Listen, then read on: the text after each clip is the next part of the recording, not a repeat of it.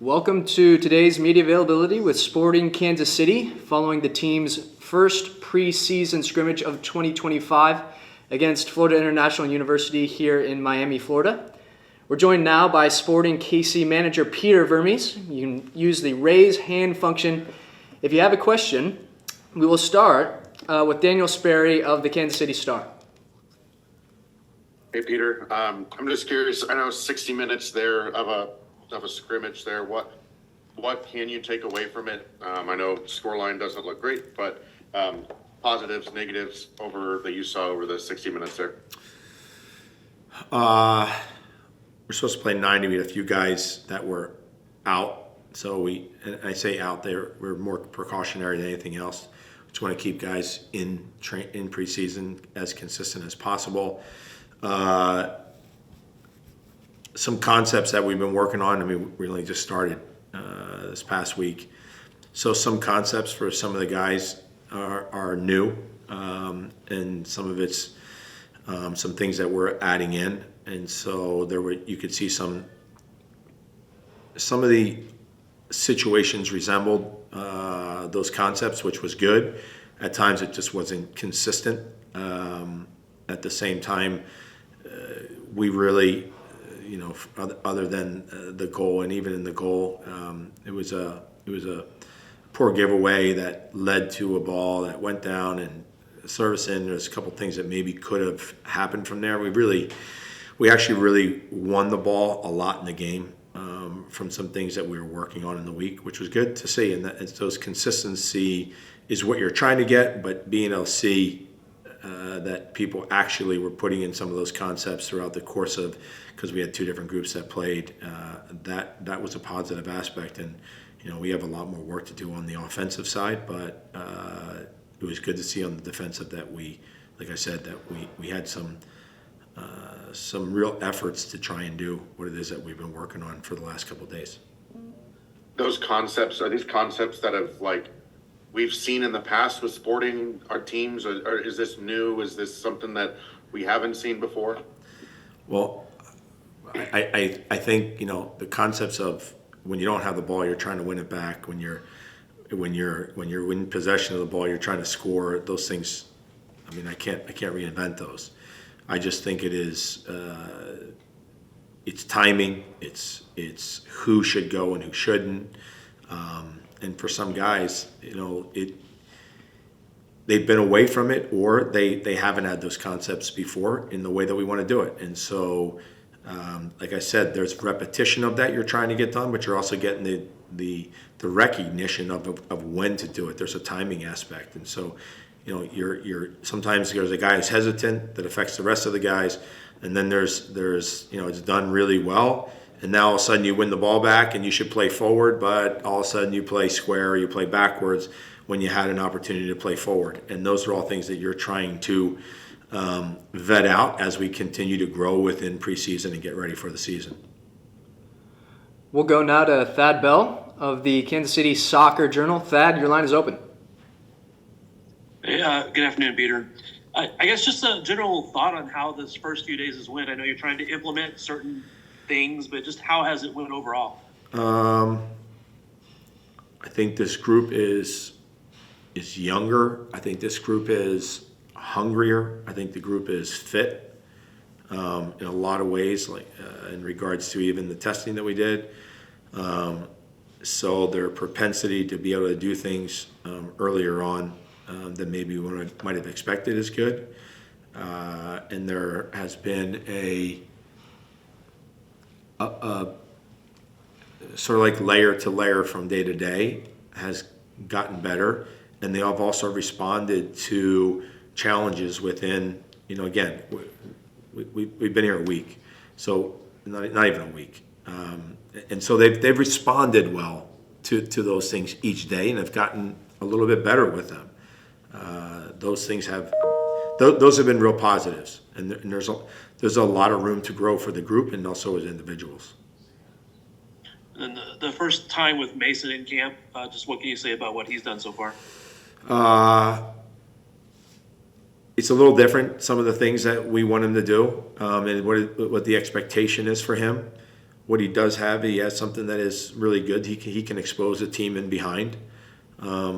He's pacey, but he has a great attitude towards wanting to get better and learn, and he listens. And so those are all very helpful things to getting better. But I do like the fact that he has the ability to get in behind defenses. Go now to Chad Smith of the Kansas City Soccer Journal. Chad, your line is open. Hey, Peter. So you mentioned the plan was to go 90, but a few guys were out. We know Shallowy, Agata, Rosero, Memo, Sheway. Can you give updates on those guys as to why they weren't available?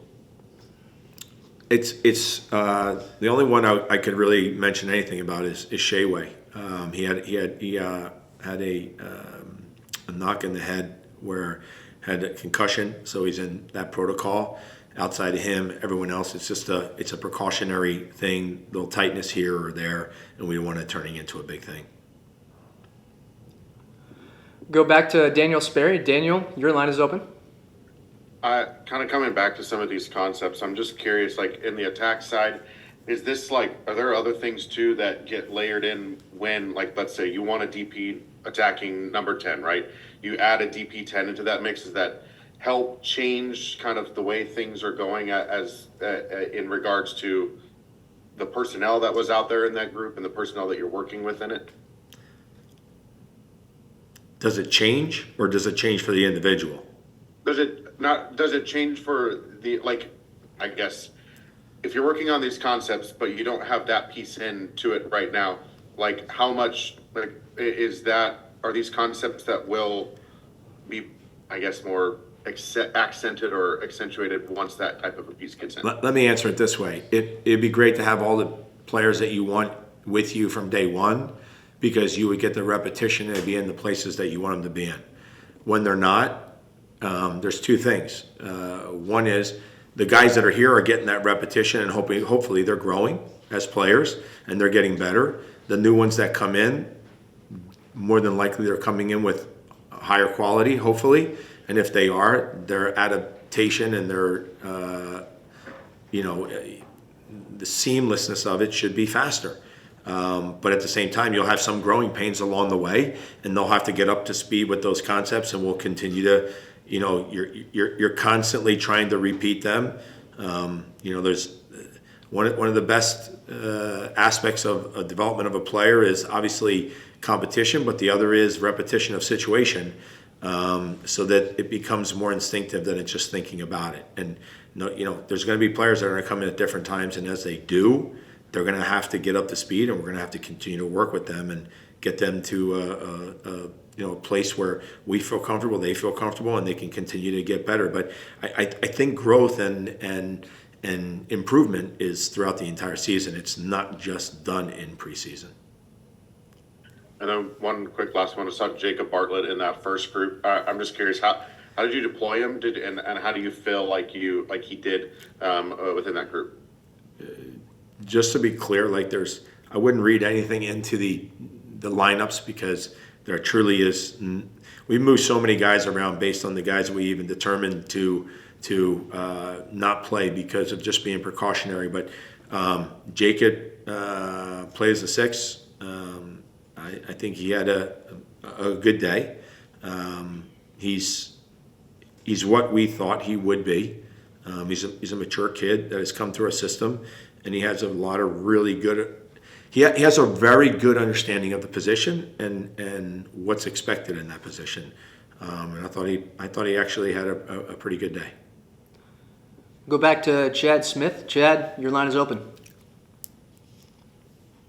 Peter, and I know that Mike Burns is the sporting director now, but you obviously work hand in hand with him. Can you give an update on where the team is on adding additional players to the roster?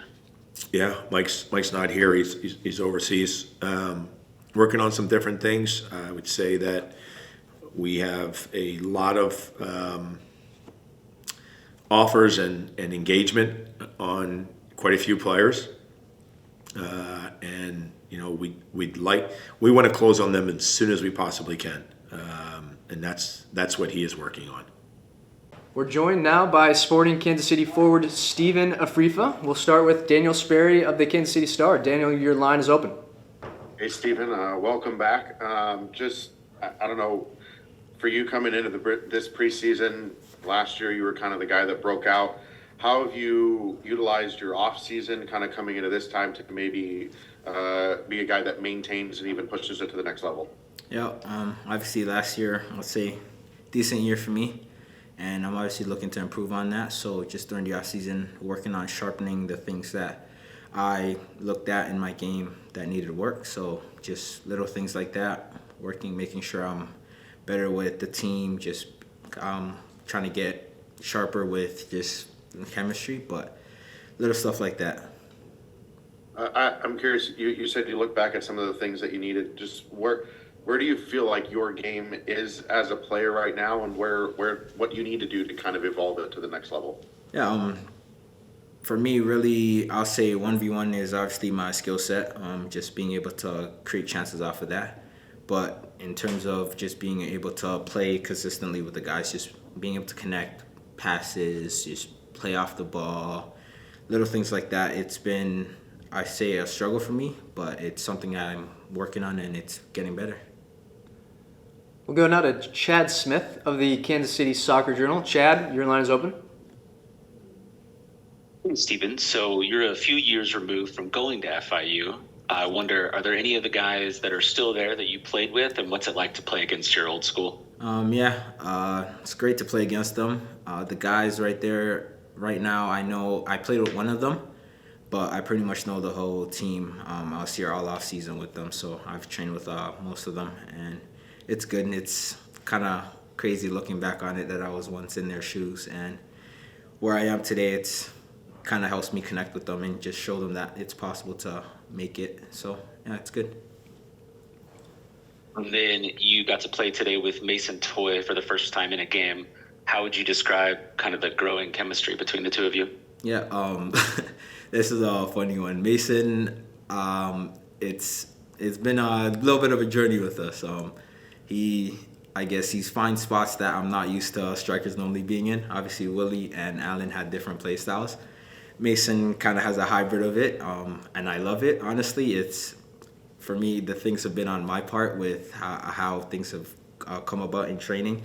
Just he pops up in situations I don't expect him to be in, so I'm happy for it because I just know that once I start seeing him there, it's gonna be very easy for us to connect. But it's been good so far. It is just straight talks after, just little things, but it's been good. Any further questions for Steven? You can use the raise hand function. Daniel, your line is open. I'm just curious for you, is there, I don't know, kind of along the same line, but you did take a step getting into the Canadian national team last year. Have you had like further conversations with Jesse about what it looks like for you to stay in the fold there? And, you know, I know it's the U.S. men's national team, but hearing if you're in form for your club, you're going to play. Is that kind of the same message that you're getting as well? Yes, in a way. I've talked to him since I went into camp first time. I've been in contact with him the whole way through. We were talking about having a January camp, but I think that fell through. I went there for a little mini camp after the season ended with Sporting. He's told me what he wants and what he expects, and I have a pretty clear idea of what I have to do to keep getting into the lineup and becoming a regular. We're joined now by newly acquired Sporting Kansas City forward Mason Toye, whose signing was officially announced on Monday. Our first question will go to Daniel Sperry of the Kansas City Star. Daniel, your line is open. Hey, welcome to Kansas City, man. I'm curious for you in your free agency process, what was kind of the selling point for you in wanting to come here? Yeah, no, I mean, as I played in Minnesota for a few years and just around the league, I've always known about the club, Sporting Kansas City, and just the consistency of winning in the past. Obviously, the past few years, it hasn't been the best kind of stretch for the club, but all in all, it's been super consistent, and I knew that there was a great culture here. And then obviously talking to Peter and Mike and us getting on a Zoom call, it was very clear that we had a like-minded ideas and that we could work really well together. And so all of that put together, it made the decision pretty easy for me. I felt like this was the right place for me. Stylistically, I know, roster's kind of changed a lot here. How do you feel like what you do well is fitting into what the team needs out of the position, and vice versa? How do you feel like what the team you've been able to maybe adapt or kind of understand some of the different things that this team needs out of the position? No, for sure. I think the way that Peter wants to play, he wants to play a pretty fast-paced game, press the ball, and try to get to goal. Sometimes we might have to take 20 passes. Sometimes it might be 2 or 3. But I've played in a possession-oriented team before in Montreal, and I obviously my biggest skill set is getting behind defenses, and the players that we have and the style that we want to play. I think that matches very well with my style of play. And then I think the biggest thing for me, the adaptation is just getting more involved in the play, in the build-up, coming to pockets, things of that nature. I used to do that a lot when I was younger, and then as I got into the league, the way that different teams that I've been on played, that wasn't really needed from me. So it's pretty exciting for me to be able to add a little bit more to my game and continue to develop as a player. Next question will go to Thad Bell of the Kansas City Soccer Journal. Thad, your line is open. Hey Mason, welcome to Kansas City. What's the first few days? I know it's just been a few days of training camp, but what's that been like? Joining into a new team. It's been great. It's been great. It was a pretty quick process in terms of from the signing until I showed up in Kansas City, and then we went straight down here to Miami. But it's been great. The guys have been amazing.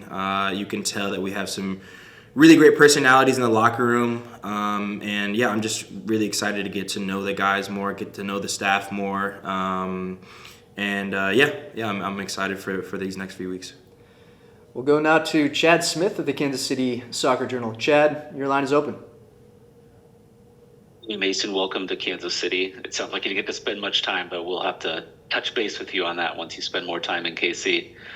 We just got to talk to Stephen Afrifa, and he described you as a bit of a hybrid between William Agata and Alan Polito. So I want to see kind of how do you describe your game as a striker, as a center forward? I think first and foremost, I'm a pretty athletic person. You can just kind of see it. I'm pacey. I like to get in behind defenses, but I also have the ability to come in and play and use my feet, and I have creativity to create chances in different scenarios for my teammates, and also for myself.